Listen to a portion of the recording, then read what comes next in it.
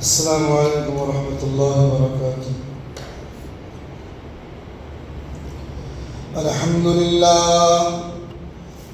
للہ نحمده ونستعینه ونستغفره ونؤمن به ونتوکل علیہ ونعوذ باللہ من شرور انفسنا ومن سیئات اعمالنا، من يهده الله فلا مضل له ومن يضلله فلا هادي له، ونشهد أن لا إله إلا الله وحده لا شريك له، ونشهد أن سيدنا وسندنا ونبينا وحبيبنا ومولانا إمام الأنبياء وسيد الأنبياء وباليقين محمدا عبده ورسوله صلى الله تعالى عليه وعلى آله وأصحابه وأزواجه وذرياته وبارك وسلم تسليما كثيرا كثيرا، أما بعد، فقد قال الله تبارك وتعالى في القرآن المجيد: أعوذ بالله من الشيطان الرجيم، بسم الله الرحمن الرحيم، قل إن صلاتي ونسكي ومحياي ومماتي لله رب العالمين لا شريك له وبذلك أمرت وأنا أول المسلمين. وقال النبي صلى الله عليه وسلم: ما عمل آدمي من عمل يوم النحر أحب إلى الله من إهراق الدم، وأنه ليأتي يوم القيامة بقرونها وأشعارها وأظلافها، وإن الدم ليقع من الله بمكان قبل أن يقع من الأرض فتيب بها نفسا، أو كما قال عليه الصلاة والتسليم. عزیزان ملت اسلامیہ، اللہ تبارک و تعالیٰ کا بے انتہا کرم احسان ہے کہ اللہ تبارک و تعالیٰ نے ہم سبوں کو یہاں جمع فرمایا اور دین کی نسبت پر اللہ نے ہمیں اور آپ کو کچھ سننے سنانے کا موقع عطا فرمایا۔ آج چاند کے تاریخ کے حساب سے ذی الحجہ کی 9 تاریخ سن 1446 ہجری ہے۔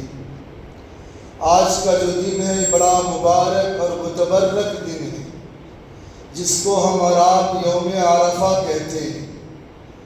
عرفہ کا دن اللہ کے نزدیک بڑا مبارک اور متبرک دن کہلاتا ہے، کیونکہ اس دن اللہ تعالیٰ نے آقا مدنی جناب محمد رسول اللہ صلی اللہ علیہ وسلم کی دعاؤں پر اللہ نے اس امت کی بخشش کا پروانہ اللہ نے عطا فرمایا، اور اس کے بعد کل کا جو دن آنے والا ہے وہ یوم النحر ہے، قربانی کا دن ہے، اور یہ قربانی کا دن بڑا مبارک اور متبرک دن کہلاتا ہے۔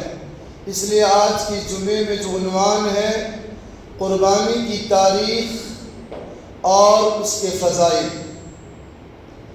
سب سے پہلی بات تو یہ ہے قربانی حضرت سیدنا ابراہیم علیہ نبی علیہ السلام کی اتباع میں آقا مدنی جناب محمد رسول اللہ صلی اللہ علیہ وسلم کے طریقے پر جانور کی گردن پر چھری پھیرنا اللہ کے بتائے ہوئے مخصوص ایام میں یہ قربانی کہلاتا ہے۔ اور قربانی کی تاریخ یہ ہے کہ اللہ تعالیٰ نے قرآن پاک میں مختلف حضرات انبیاء علیہ نبی علیہ السلام کا اللہ نے تذکرہ فرمایا، اور اللہ تعالیٰ نے ہر نبیوں کو مختلف طریقوں سے اللہ نے آزمایا۔ آج ہم پر اور آپ پر جب آزمائشیں آتی ہیں، امتحانات آتے ہیں، تو ہم اور آپ پریشان ہو جاتے ہیں، لیکن یاد رکھیں جو اللہ کا جتنا قریبی بندہ ہوتا ہے اللہ کی طرف سے اتنے امتحانات اور آزمائشیں ان پر آتی رہتی ہیں۔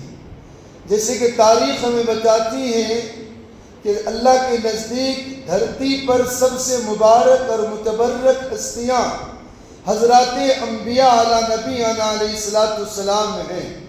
اللہ نے ہر نبیوں کو آزمایا ہے۔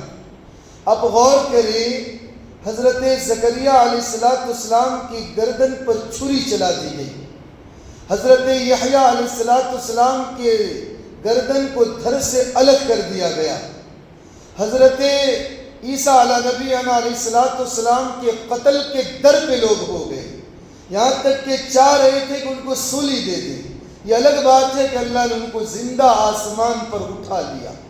اسی طریقے سے حضرت موسیٰ علیہ نبینا علیہ السلام کو ان کی قوموں نے اتنا پریشان کیا کہ موسیٰ علیہ السلام مصر کی سرزمین سے نکل کر مدین کی طرف جب چلے ہیں، کئی دن راستوں میں بھوکے پیاسے، یہاں تک کہ تاریخ ہمیں بتاتی ہے کہ درختوں کے پتے بھی حضرت موسیٰ علیہ نبینا علیہ السلام کو چبانے پڑے۔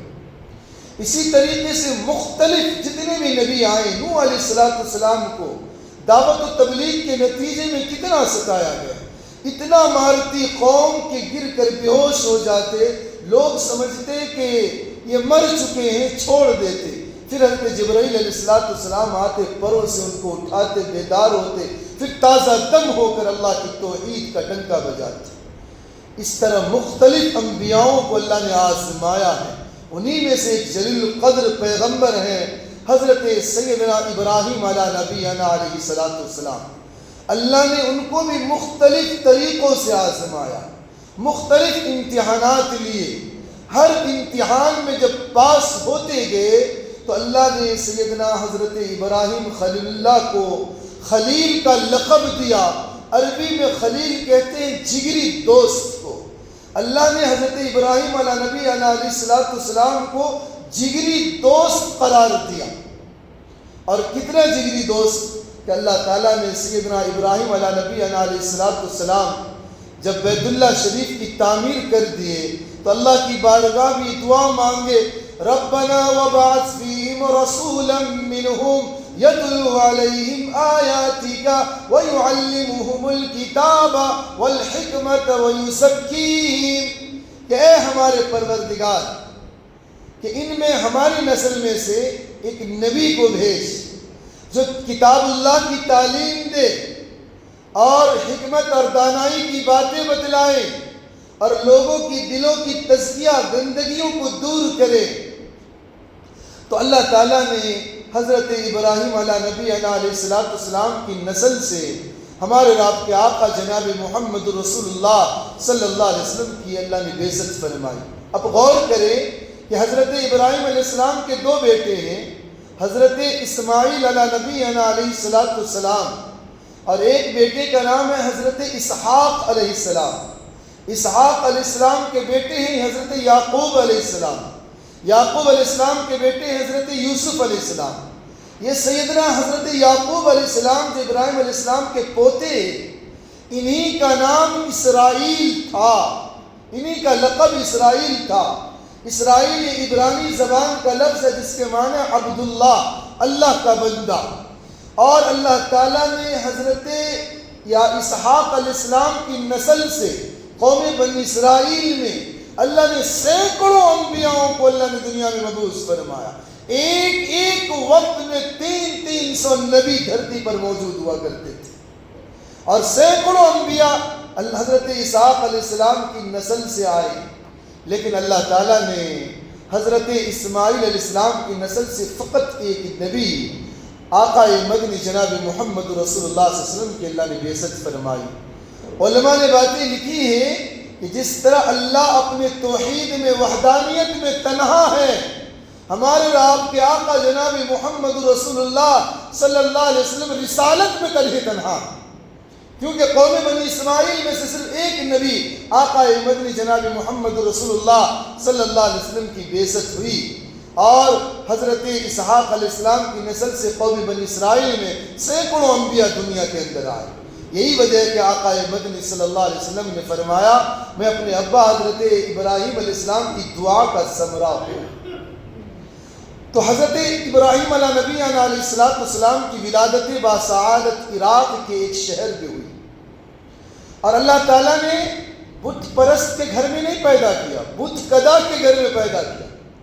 بت خانے جو بت بنایا کرتے تھے ان کے گھر میں حضرت ابراہیم علیہ نبی علیہ السلام کی ولادت باسعادت ہوتی ہے، اور حضرت ابراہیم علیہ السلام جب قریب جوانی کی عمر کو پہنچتے ہیں، اللہ کی وحدانیت بیان کرتے ہیں، جس کے نتیجے میں قوم ان سے مغائر ہو جاتی ہے، اینٹی اور مخالف ہو جاتی ہے، یہاں تک کہ نمرود جیسا ظالم اور جابر جو ہے آگ کو جلاتا ہے، اور سیدنا ابراہیم علیہ نبی علیہ السلام کو آگ میں ڈال دیا جاتا۔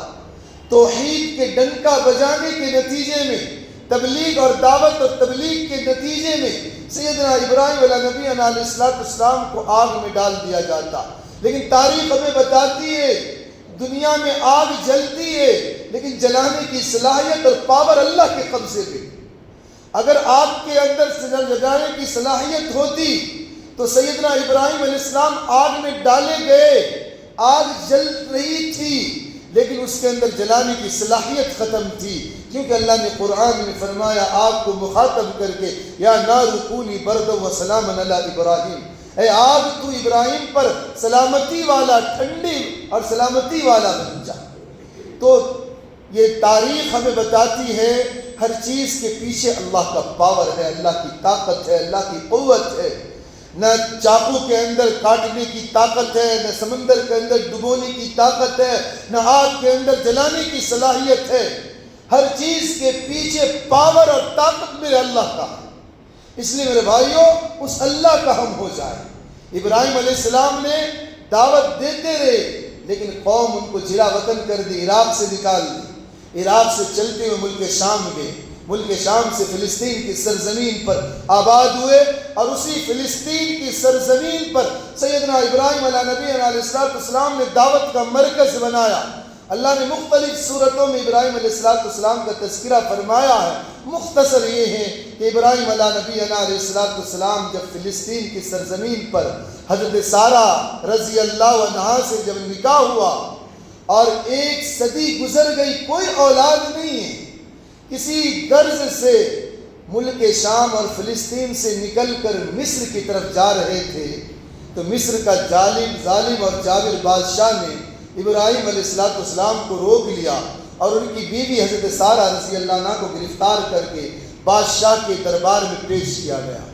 بادشاہ نے حضرت سارہ رضی اللہ عنہا کو دیکھا، غلط ارادے سے ہاتھ بڑھانا چاہا، لیکن سارہ رضی اللہ عنہا کہنے لگی میں ایک نبی کی بیوی ہوں، اللہ کی بندی ہوں، اللہ سے تو ڈر۔ اتنا جملہ کہنا تھا کہ اس بادشاہ کو اللہ نے لقوے کی شکایت دی اور اس کا جسم شل ہو گیا۔ وہ جب جسم شل ہوا تو فوراً اس کے دل میں ڈر آئی، اللہ سے توبہ استغفار کیا، معافی مانگا، پھر درست ہوا، پھر دوسری مرتبہ اس نے غلط ارادہ کیا، پھر اس کے جسم شل ہو گئے۔ 3 مرتبہ جب یہ واقعہ پیش آیا پھر اس نے اپنے کارندے کو بلایا اور کہا اس کو میرے پاس سے لے کر جاؤ۔ جب سارہ رضی اللہ عنہا آزاد ہو کر اس بادشاہ کے دربار سے جانے لگی تو اس بادشاہ نے ہدیے میں، گفٹ میں ایک باندی حضرت سارہ رضی اللہ عنہا کو عطا کیا، جن کو دنیا آج حضرت حاجرہ رضی اللہ عنہا کے نام سے جانتی ہے۔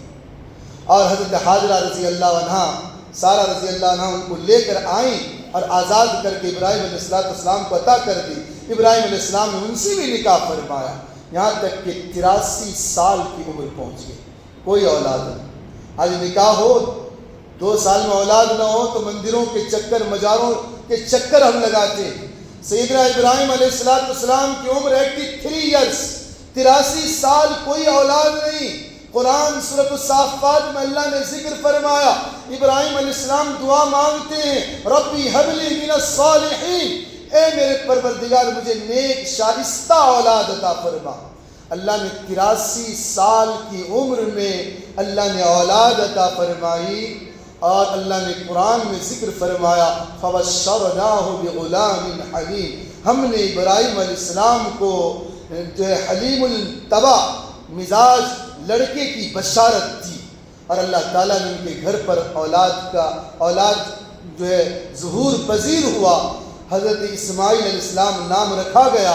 ابھی چند ماہ گزرے ہیں، اللہ کی طرف سے امتحانات کے ایام شروع ہوئے، اور حضرت ابراہیم علیہ السلام کو اللہ نے یہ امتحان لیا کہ اپنی بیوی حضرت حاجرہ اور اپنے بیٹے لخت جگر نور نظر اسماعیل علیہ السلام کو سواری پر سوار کر کے فلسطین سے نکلیے، اور اونٹ پر سوار ہو کر چلتے رہیے، جب تک میرا حکم نہ آ جائے سواری کو نہیں روکنا۔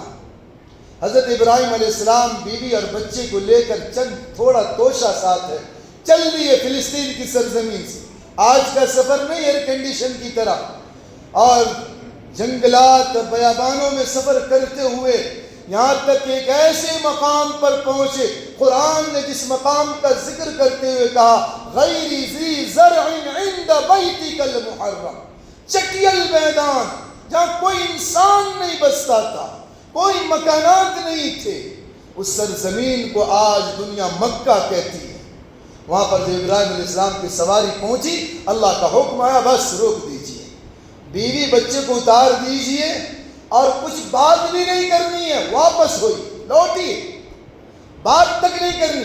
ابراہیم علیہ السلام جہاں آج خانہ کعبہ آباد ہے، کیونکہ طوفان نوح کے بعد خانہ کعبہ منہدم ہو گئی تھی، ریت کے تودے میں نشانات بھی چھپ گئے تھے، وہاں کوئی چیز نظر نہیں آ رہی تھی۔ ابراہیم علیہ السلام وہیں پر بیوی بچے کو بٹھائے اور سواری لے کر جب واپس آنے لگے، بیوی صاحبہ پیچھا کرتی بچے کو گود میں لیتی ہوئی آ رہی ہے۔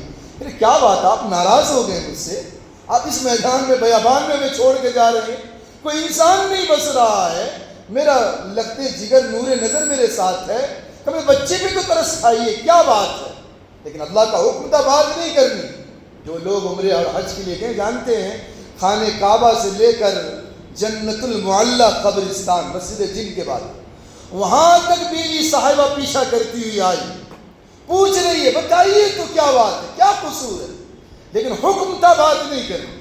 پھر آخر میں بیوی صاحبہ کے دل میں بات آئی تو کہنے لگا امرانی ربی، کیا میرے پروردگار نے آپ کو یہ حکم دیا ہے؟ اب حکم آیا کہ اشارہ کیجیے۔ ابراہیم علیہ السلام نے اشارے سے کہا اللہ کا حکم یہی ہے، یہیں چھوڑ کر جاؤں۔ تو بیوی صاحبہ بھی ہے، نبی کی بیوی تھی، ایمان بھی ویسا تھا، کہنے لگی کہ جو اللہ نے ملک شام میں ہلاک نہیں کیا، فلسطین میں ہلاک نہیں کیا، بحفاظت یہاں پہنچایا ہے، وہی اللہ ہمارا حامی اور ناصر اور مددگار ہے۔ ابراہیم علیہ السلام وہاں سے وہ لوٹ گئے، اب بیوی صاحبہ بچہ ہے اور خانہ کعبہ کے پاس آ گئے، وہاں پر کوئی خانہ کعبہ موجود نہ تھی، بچے کو وہاں رکھ دیے۔ شام کا وقت آیا، درندے آ کر چیخنے چلانے لگے، بیوی صاحبہ ہاتھ میں چھڑی لی، جانوروں کو مخاطب کر کے کہتی ہے اے جانور یاد رکھنا میں ایک نبی کی بیوی ہوں، اسماعیل کی ماں ہوں، میں اللہ کی بندی ہوں کہ تم مجھ پر حملہ آور ہونے والے ہو۔ اللہ نے جانوروں کو بولنے کی صلاحیتیں دی، جانور اپنے آپ کو احساس دلانے لگے کہ بیوی صاحبہ ہم آپ پر حملہ کرنے کے لیے نہیں، آپ کی حفاظت کے لیے مامور کیے گئے۔ من کان للہ کان اللہ لہ، جو اللہ کا ہو جاتا اللہ اس کا ہو جاتا، جب اللہ ہو جائے تو ساری کائنات اس کی ہے۔ بیوی صاحبہ اسی عالم میں وہاں دن گزارنے لگے، توشے ختم ہوئے، جب توشے ختم، پانی ختم، بچہ پانی کے لیے بلک رہا، صفا پہاڑی سے مروہ پہ دوڑ رہی ہے، مروہ سے صفا پہ دوڑ رہی ہے۔ اللہ کو دوڑنا اتنا پسند آیا، ایک بیوی کی تڑپ پر، ایک عورت کی تڑپ پر اللہ نے قیامت تک آنے والے امت کے لیے حج اور عمرے میں صفا اور مروہ کی سعی کو لازم قرار دے دیا۔ ایک عورت کی تڑپ پر اللہ نے ساری دنیا کو صفا مروہ کی سعی دی، اور یہاں تک کہ جب پانی کی تلاش میں ادھر سے ادھر دوڑتی اور بھاگتی رہی، کبھی بچے کو دیکھنے کے لیے آتی ہے، کبھی مروہ پہ دوڑتی ہے، کبھی صفا پہ دوڑتی ہے، یہاں تک اسماعیل علیہ السلام ننھے منھے پاؤں سے زمین کو رگڑنے لگے۔ اللہ نے حضرت جبرائیل علیہ السلام کو حکم دیا آپ وہاں پر پر مارے۔ حضرت جبرائیل علیہ السلام نے پر مارا اور وہیں سے چشمہ جاری ہوا۔ جب چشمہ جاری ہوا، عرب کے ریگستانی میں چشمے کا نکلنا، حضرت حاجرہ علیہ السلام رضی اللہ عنہ دوڑتی ہوئی آئی اور اس پانی کو روکنے کے لیے زم زم کہنے لگی۔ زم کے معنی رک جا رک جا، اور وہیں سے ان کا نام آب زمزم پڑ گیا۔ جب وہاں پر پانی کا چشمہ جاری ہوا، دور علاقے تک قحط سالی تھی، کوئی پانی کہیں نہیں ملتا تھا۔ قبیلے جرہم کے لوگ اپنے علاقے سے پانی کی تلاش میں کئی دن کی سفر کر کے دور سے چل کے آ رہے تھے۔ قبیلے جرہم کے لوگ جب دور سے گزرے تو پرندوں کو اڑتے ہوئے دیکھے تو سوچے پرندہ اڑ رہا ہے تو پانی بھی موجود ہوگا۔ تو وہاں پر جب آئے تو دیکھے ایک عورت اور ایک بچہ بیٹھا ہوا، کہنے لگے قبیلے جرہم کے لوگ ہم لوگ کئی دن سے پیاسے ہیں، اگر آپ کی اجازت ہو تو ہم اس چشمے سے پانی پئیں گے۔ تو بیوی صاحبہ کہنے لگے ٹھیک ہے پانی پی سکتے ہو، لیکن اس چشمے پر میرا اور میرے بیٹے کا کنٹرول ہوگا۔ تو قبیلے جرہم کے لوگوں نے وہاں سے پانی پیا، اور یہی لوگ آ کر عرب میں بسے ہیں، یہی قبیلے جرہم، یہ عربی النسل تھے۔ اسماعیل علیہ السلام کی زبان عربی نہیں تھی، انہی سے عربی زبان سیکھیں، اور وہیں پر پلتے بڑھتے رہے، یہاں تک کہ ان کی عمر کتنی پہنچی؟ قرآن کہتا فَلَمَّا بَلَغَ مَعَهُ السَّعْيَ، جب ایسی عمر کو وہ بچہ پہنچ گیا کہ حضرت ابراہیم علیہ السلام کے ساتھ چلنے پھرنے کے قابل ہو گیا، یعنی علماء نے فرمایا تقریباً 13 سال کی عمر، حضرت ابراہیم علیہ السلام مکہ چھوڑ کر گئے، 13 سال گزر گئے، اب تک اللہ کا حکم نہیں آیا کہ لوٹ کر آ کر دیکھے بیوی بچوں کو۔ 13 سال گزر گئے، اللہ کے راستے میں بیوی بچوں کو چھوڑ دیے اور جا کر فلسطین میں آباد ہیں۔ اب 13 سال کے بعد خواب آ رہا فلسطین کی سرزمین پر۔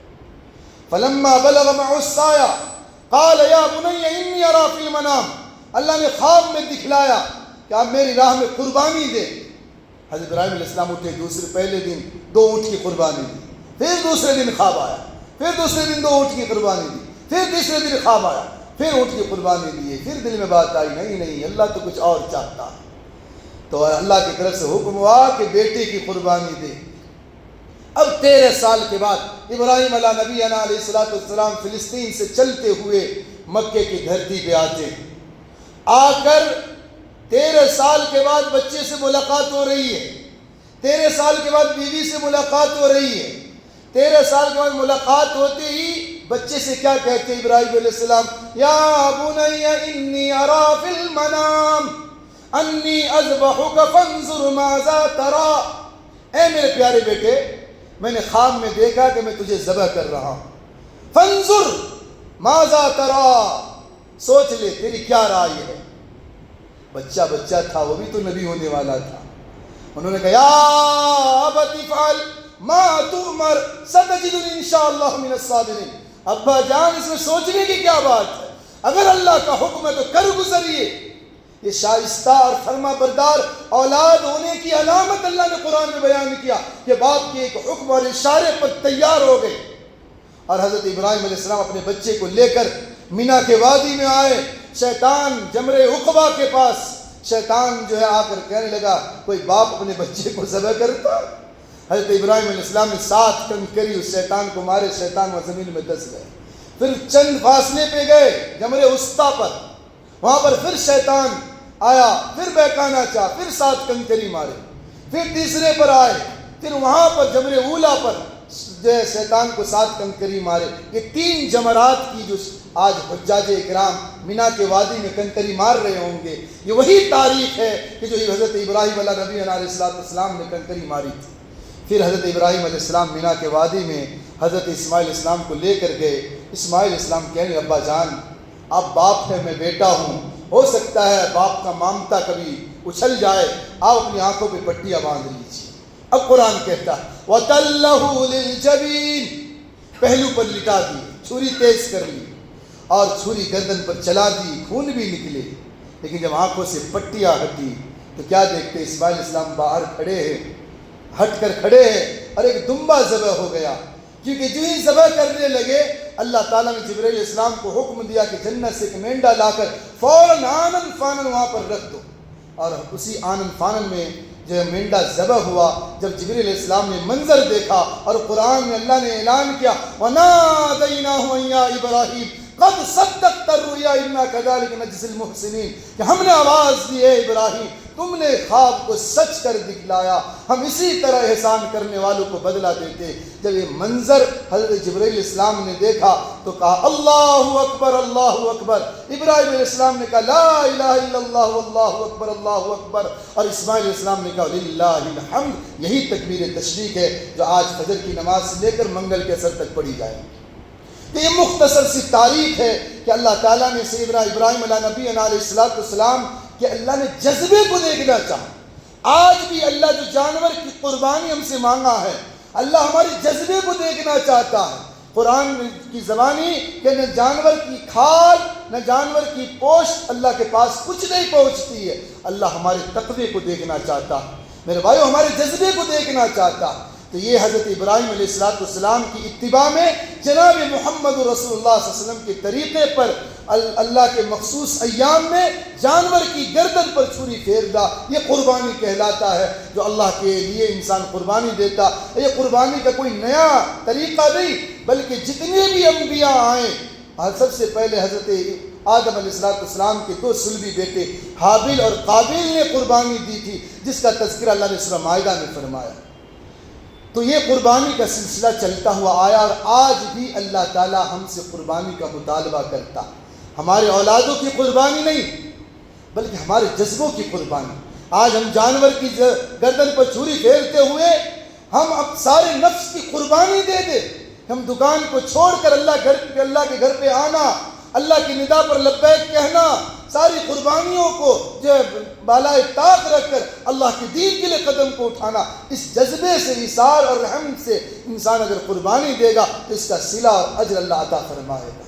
اور اللہ تعالیٰ نے قرآن پاک کے اندر بھی قربانی کا ذکر فرمایا۔ ایک چھوٹی سی صورت ہے فَصَلِّ لِرَبِّكَ وَانْحَرْ، اللہ تعالیٰ نے فرمایا کہ اپنے رب کے لیے نماز پڑھیے اور وانحر اور قربانی دیجیے۔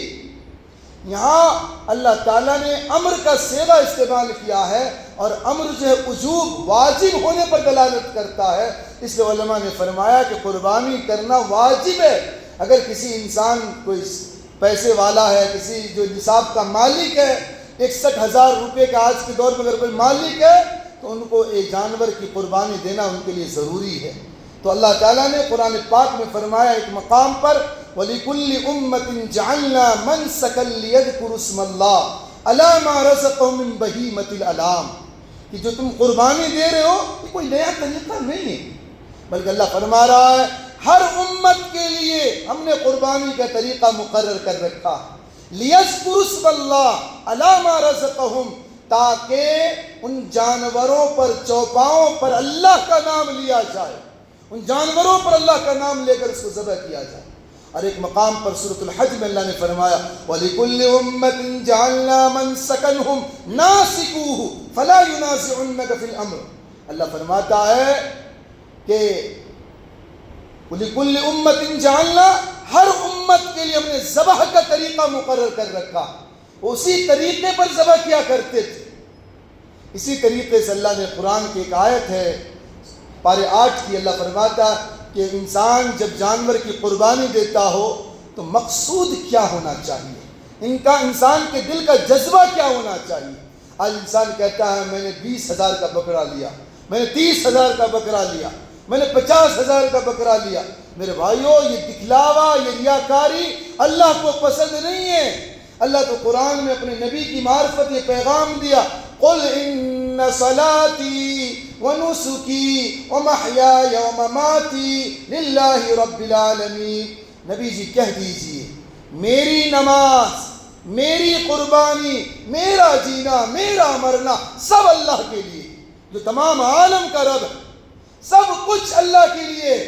اللہ اگر جان مانگے تو جان دینے کے لیے تیار، مال مانگے تو مال دینے کے لیے تیار، ساری چیزیں جینا مرنا سب کچھ اللہ کے لیے۔ کیوں؟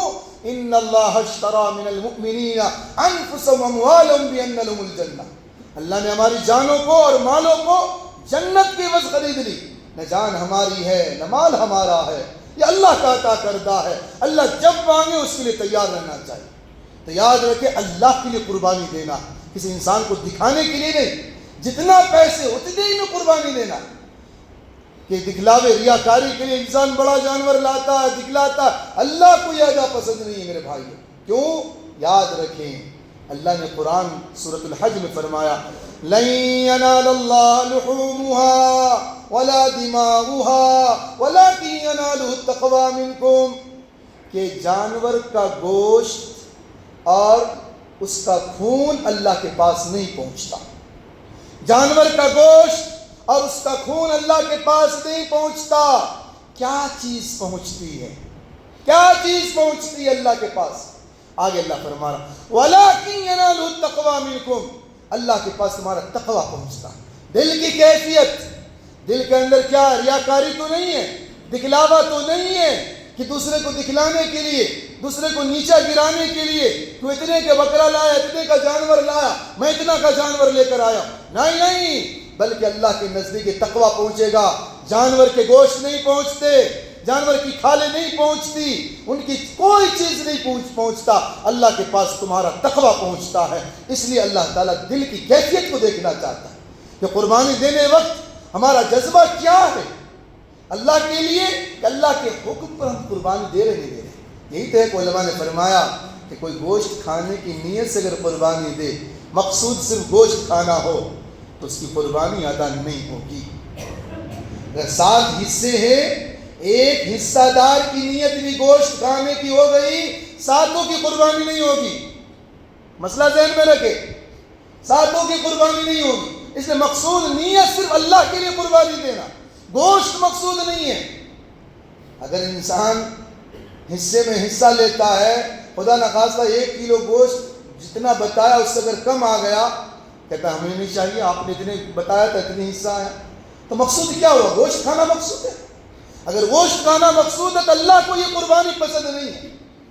اللہ تو تقویٰ دیکھنا چاہتا ہے، اللہ دل کی کیفیت دیکھنا چاہتا ہے۔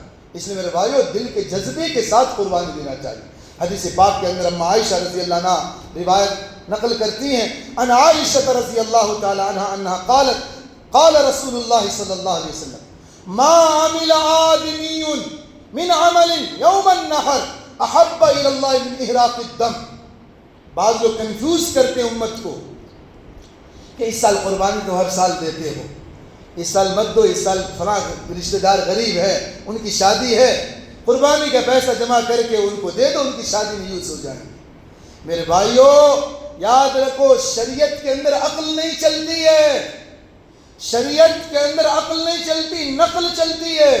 جو نقل قرآن نے بیان کیا، حدیث نے بیان کیا، صحابہ کی معرفت سے جو باتیں پہنچی ہیں وہ اللہ کے نزدیک پہنچتی ہے۔ مقصود قربانی سے، نماز پڑھنے سے مقصود عبادت یہ نہیں ہے، عبادت ہے اللہ کے حکم کو ماننا، یہ سب سے بڑی عبادت ہے۔ جہاں اللہ کا حکم بدلے گا وہی عبادت بنے گی، وہی عبادت بنے گی۔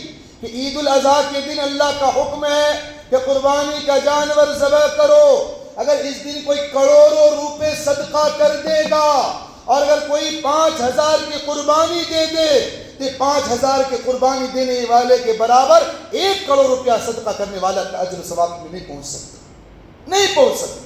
کیوں؟ حضور اکرم جناب محمد رسول اللہ صلی اللہ علیہ وسلم نے بیان فرمایا ما عمل آدمی من عمل یوم النحر احب الی اللہ من احراق الدم، کہ عید الاضحیٰ کے دن انسان کا کوئی عمل اللہ کے نزدیک قربانی کے جانور کے ذبح کرنے سے زیادہ محبوب اور پسندیدہ نہیں ہے، کوئی عمل پسندیدہ نہیں۔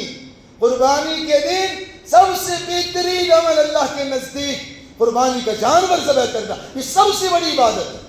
جیسے علماء نے فرمایا نا، اگر انسان بیت اللہ شریف کے اندر پہنچ جائے، بعض اوقات سوچتا ہے چلو نفل پڑھ لیں گے، نماز جو قرآن پڑھ لیں گے، علماء فرماتے ہیں وہاں سب سے بڑی عبادت طواف کرنا، قرآن پڑھنے سے بھی زیادہ عبادت طواف کرنا، نماز پڑھنے سے بھی زیادہ عبادت طواف کرنا۔ تو اسی طریقے سے عید الاضحیٰ کے دن جس طرح کل کا دن آئے گا، اس دن سب سے زیادہ اللہ کے نزدیک ثواب کا ذریعہ قربانی کے جانور کی گردن پر چھری پھیرنا، اس سے بڑی عبادت اللہ کے نزدیک اس دن کوئی نہیں۔ لیکن یہ جذبہ جو آج قربانی کے دن لوگوں کو پیش آتے ہیں، شادی میں کیوں نہیں پیش آتے ہیں کہ 10 لاکھ کی شادی نہیں کریں گے، سادہ شادی کریں گے، لڑکی والے کی شادی ہے کھانا نہیں کھلائیں گے، لوگوں کو دعوت دے دیں گے، لوگ بھی ناراض نہیں ہوں گے۔ چلو بچی کی شادی ہے 1 لاکھ روپے میں کر دیں گے، 9 لاکھ بچے گا، دوسری بچیوں کو، غریب کی بچی کو شادی کر دیں گے۔ کبھی یہ جذبہ پیدا ہوا؟ کبھی نہیں ہوا۔ کہتے ہیں کہ یہ آخری بچہ ہے، یہ پہلا بچہ ہے، اس میں رسم کرنے دیجئے حضرت، آخری بچہ اس میں رسم کرنے دیجئے، بس 2 ہی تو بچے ہوتے ہیں، پہلا اور آخری۔ میرے بھائیو یاد رکھو، شریعت کے حکم کو، مزاج کو سمجھو۔ اللہ کے نبی صلی اللہ علیہ وسلم نے فرمایا عید الاضحیٰ کے دن سب سے بہترین عمل قربانی کے جانور پہ گردن پہ چھری پھیرنا، اس سے زیادہ عمل کوئی پسندیدہ نہیں۔ اور آگے اللہ کے رسول صلی اللہ علیہ وسلم نے فرمایا کہ قربانی کے جانور اچھا ذبح کرو، انہ لیاتی یوم القیامہ بقرونیا وشعاریا وزلافیا، کہ قربانی کا جانور کل قیامت کے دن اپنے سینگوں، اپنے کھروں اور بالوں کے ساتھ حاضر ہوں گے۔ اور ایک روایت میں اللہ کے رسول صلی اللہ علیہ وسلم نے فرمایا سمنوا ضحایاکم، کہ تم اپنے قربانی کے جانور کو موٹا بنانا۔ کیوں؟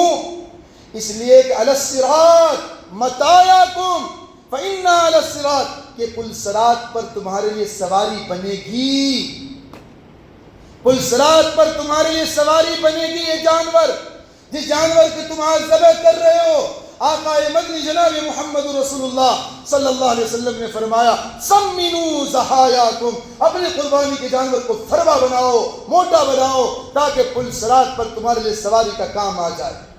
آج انسان ایسے حصوں میں شریک ہوتا ہے جو مریل جانور، چل کر بھی مذبح تک نہ جا سکے، جو جانور خود سے چل کر ذبح کی جگہ نہ جا سکے، علماء نے فرمایا اس کی قربانی بھی جائز نہیں، اس لیے بچنا چاہیے۔ ایسی جگہ میں حصہ لیتے جہاں پیسے کم ہو۔ میرے بھائیو، تھوڑی سی اللہ کے راستے میں قربانی دینا، اللہ کی راہ میں دینا، کہ اللہ کو بڑا پسندیدہ ہے۔ تو بتا یہ رہا تھا انہ لیاتی یوم القیامت بقرونیا واشعاریا وازلافیا، یہ قربانی کا جانور کل قیامت میں اپنے سینگوں، کھروں اور بالوں کے ساتھ حاضر ہوں گے۔ پھر آگے اللہ کے رسول صلی اللہ علیہ وسلم نے فرمایا وَإِنَّ الدَّمَ لَيَقَعُ مِنَ اللَّهِ بِمَكَانٍ قَبْلَ أَن يَقَعَ مِنَ الْأَرْضِ، قربانی کے جانور کا خون زمین پر گرنے سے پہلے اللہ کے نزدیک مقبول ہو جاتا، اللہ قبول فرما لیتا ان کی قربانی کو۔ اور آگے اللہ کے رسول نے بہترین بات فرمائی فَطِيبُ بِهَا نَفْسًا، دل کی خوشی کے ساتھ قربانی دو، کہ نہیں حضرت کو بیان کر دے اس وجہ سے ہم جو چاہے نہ چاہے اب قربانی کے جانور لا کے ذبح کر رہے ہیں، لوگ کیا کہیں گے، نہیں دیں گے قربانی۔ نہیں میرے بھائیو، اللہ کے رسول صلی اللہ علیہ وسلم نے فرمایا فَطِيبُ بِهَا نَفْسًا، دل کی خوشی کے ساتھ دو۔ اگر اللہ اولاد کی قربانی دینے کے لیے کہتا تو کیا ہم کرتے؟ اللہ نے اولاد کے بدلے جانور کی قربانی مانگا، اگر اللہ ہماری جان کی بھی قربانی مانگے تو ہم تو اس کے لیے بھی تیار رہنا چاہیے۔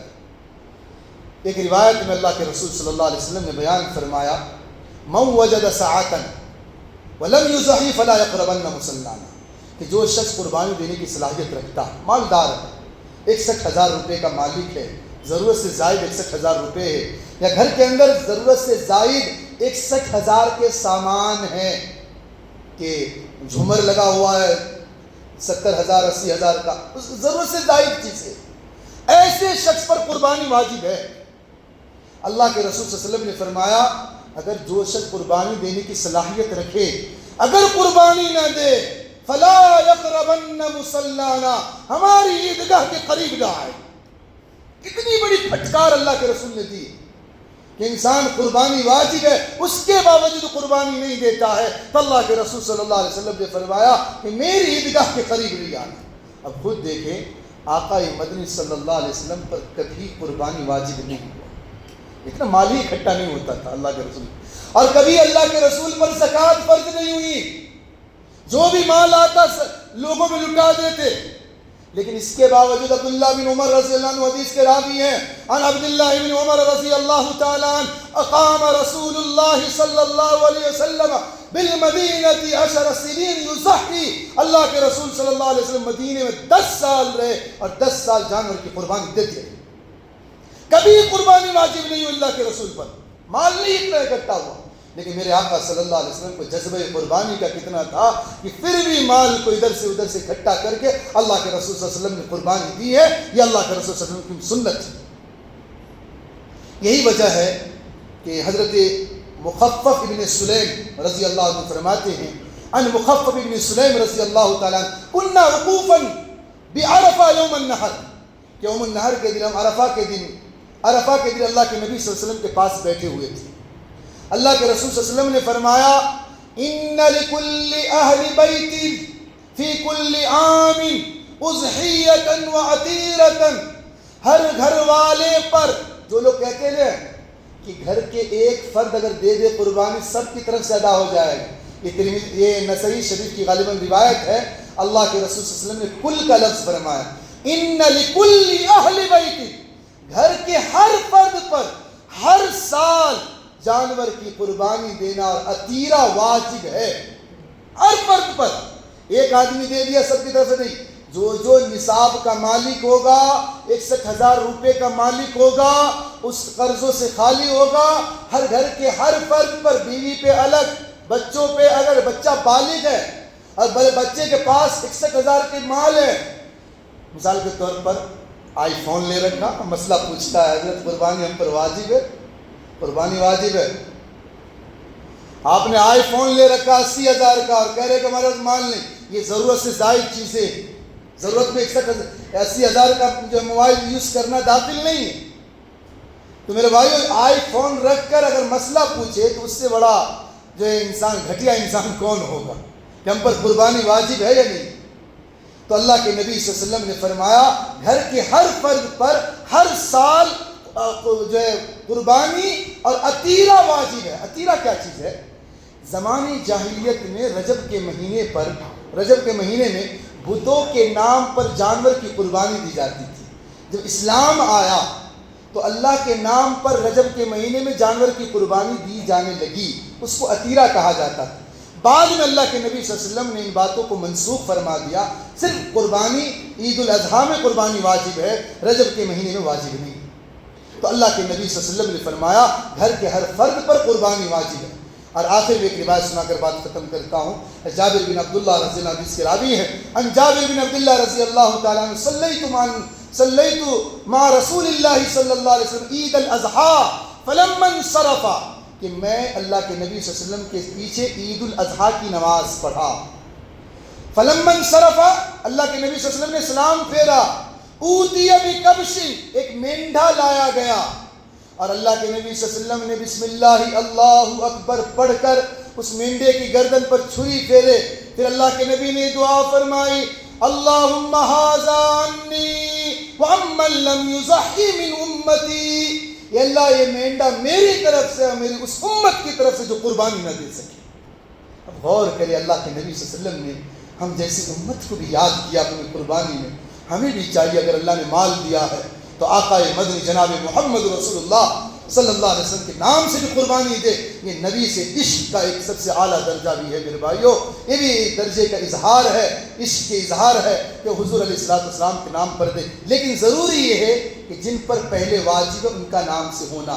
پھر اگر اللہ نے مال اور زیادہ دیا ہے تو حضور کے نام پر دے سکتے ہیں. اور جو اس طرح ہمارے خاندان میں جو انتقال کر گئے ہیں ان کے نام سے بھی آپ قربانی دے سکتے ہیں. جو ہمارے ماں باپ انہوں نے خون پسینہ ایک کر کے ہمیں کمایا کھلایا، آج دنیا میں نہیں ہے، ان تک اصال ثواب کے لیے ان کے نام سے بھی آپ قربانی دے سکتے ہیں. لیکن شرط یہ ہے کہ اگر کوئی مرنے والا قربانی کی وصیت کر کے مرا کہ میرے مال سے قربانی دینا، تو اگر مرنے والے کے مر جانے کے بعد اس کے مال سے اگر قربانی دیں گے تو سارا گوشت غریبوں میں صدقہ کرنا ہوگا، کھا نہیں سکتے.